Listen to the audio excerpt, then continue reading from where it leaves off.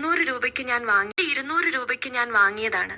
ഇപ്പോൾ ഞാൻ അതിലേക്ക് നോക്കാൻ പേടിക്കുന്നു. കഴിഞ്ഞ ആഴ്ച ഒരു പഴയ സാധന കടയിൽ നിന്നാണ് വാങ്ങിയത്. കടക്കാരൻ പറഞ്ഞു, ഇത് 60 വർഷം പഴക്കമുള്ളതാണ്. ആരും ഇത് വാങ്ങാൻ ധൈര്യപ്പെട്ടിരുന്നില്ല. വീട്ടിൽ വച്ച ദിവസം തന്നെ ഞാൻ കണ്ണാടിയിൽ നോക്കുമ്പോൾ എന്റെ പ്രതിബിംബം ഒരു സെക്കൻഡ് വൈകി അനങ്ങി. ഞാൻ ചിരിച്ചു തള്ളി. 2-ാം ദിവസം കണ്ണാടിയിൽ എന്റെ പ്രതിബിംബം ഞാൻ ചിരിക്കാതെ ചിരിച്ചു. ഞാൻ ഒരു നിമിഷം സ്തംഭിച്ചു നിന്നു. ഞാൻ കടയിലേക്ക് തിരിച്ചു വിളിച്ചു.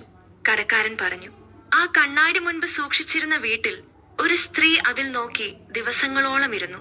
പിന്നെ ആ വീട്ടിൽ ആരും അവരെ കണ്ടില്ല. ഞാൻ ഉടനെ അത് താഴെ ഇറക്കാൻ തീരുമാനിച്ചു. കൈ നീട്ടിയപ്പോൾ കണ്ണാടിയിലെ പ്രതിബിംബം കൈ നീട്ടിയില്ല.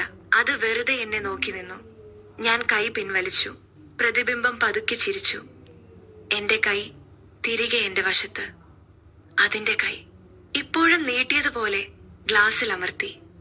ഗ്ലാസ്സിലെ കൈ പതുക്കെ പുറത്തേക്ക് വന്നു. ഞാൻ ഓടാൻ ശ്രമിച്ചു. കാലുകൾ അനങ്ങിയില്ല.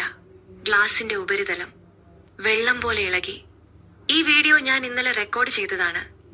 ഇന്ന് രാവിലെ മുതൽ ആ കണ്ണാടി വീട്ടിലില്ല. ഞാനത് എവിടെയും വച്ചിട്ടില്ല.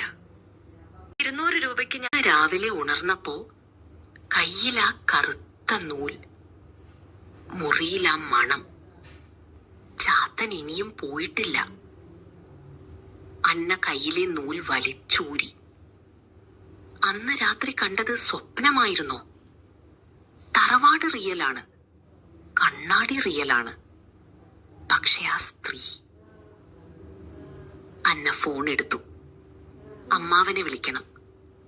ഫോൺ റിങ്ങായി. അപ്പുറത്ത് നിന്ന് ശബ്ദം. അന്നയുടെ സ്വന്തം ശബ്ദം. പുറത്തിറങ്ങരുത്. അന്ന ഫോൺ താഴെയിട്ടു. ജനാലയിലൂടെ പുറത്തേക്ക് നോക്കി. തറവാടിന്റെ മുറ്റത്ത് ആ കലശം. അന്ന വെച്ചതല്ല, അന്നയ്ക്ക് കൊണ്ടുവന്നതല്ല, തനിയെ വന്നത്. അന്ന തിരിഞ്ഞു. ജനാലയിൽ ആ കറുത്ത നൂൽ. ഉള്ളിൽ നിന്ന് ആരോ വരഞ്ഞത്. ചാത്തൻ സേവ ഒരിക്കൽ ചെയ്താൽ തീരില്ല. ഇത്